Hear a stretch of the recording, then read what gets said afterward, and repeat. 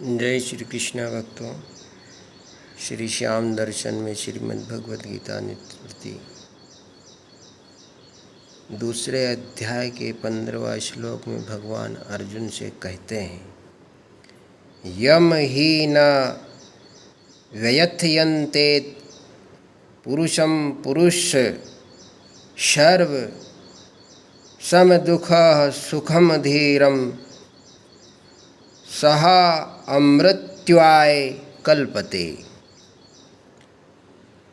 अब इसके परिशिष्ट भाव हैं।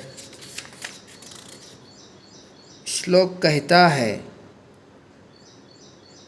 सम दुखः सुखम धीरम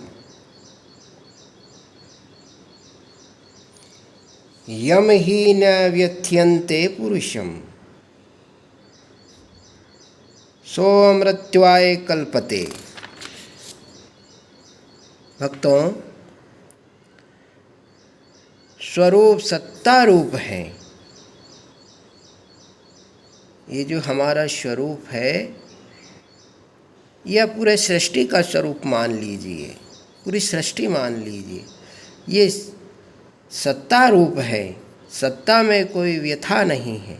शरीर में अपनी स्थिति मानने से ही व्यथा होती है। अतः शरीर में अपनी स्थिति मानते हुए कोई भी मनुष्य व्यथा रहित नहीं हो सकता।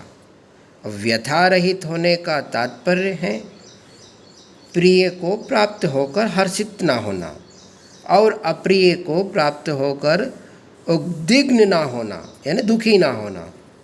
अब गीता के 5वें अध्याय का 20वां श्लोक में बताया है, व्यथा रहित होने से मनुष्य की बुद्धि स्थिर हो जाती है।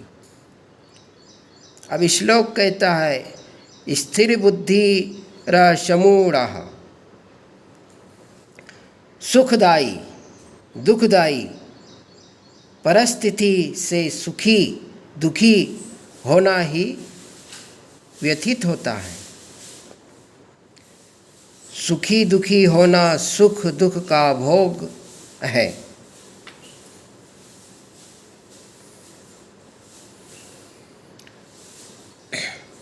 सुख दुख का सदुपयोग करना चाहिए। सुखदायी दुखदायी परिस्थिति का प्राप्त होना प्रारब्ध है और उस परिस्थिति को साधन सामग्री मानकर उसका सदुपयोग करना वास्तविक पुरुषार्थ है। इस पुरुषार्थ से अमरता की प्राप्ति हो जाती है। सुख का सदुपयोग है दूसरे को सुख पहुंचाना, उनकी सेवा करना, और दुख का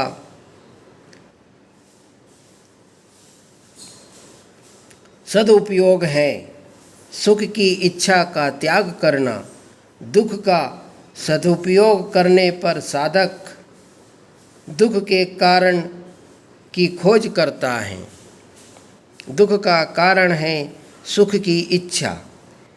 अब श्लोक कहता है, ये ही